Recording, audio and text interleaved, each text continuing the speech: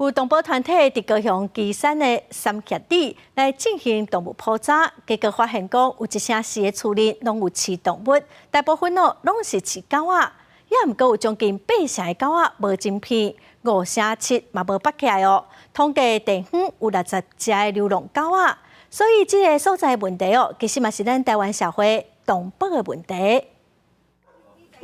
高雄旗山的三峡里是伫庄卡，为着要掌握当地家犬甲流浪狗的状况，动物保护行动监督联盟委托职工完成773号的调查，发现这当中有111号饲各种的动物，狗仔占75%，毋过嘛有125只狗仔无种晶片，占76%，57%无拔起来。在农业县的那个村里面，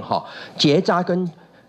扎跟那个晶片是偏低哈，这个其实也符合都会跟农村之间的一个差别。当地里长表示，有一寡人饲7、8只狗仔放出来，无要看锁啊，毋但会吠，阁会制造噪音，也捌造成车祸。里长也烦恼附近的生态真丰富，但是流浪狗会攻击野生动物，在地团体呼吁爱重视小狗病的威胁。穿一只鸡，伊的尾仔拢有加伊呢，加尾仔甚至搁甲夹起来算。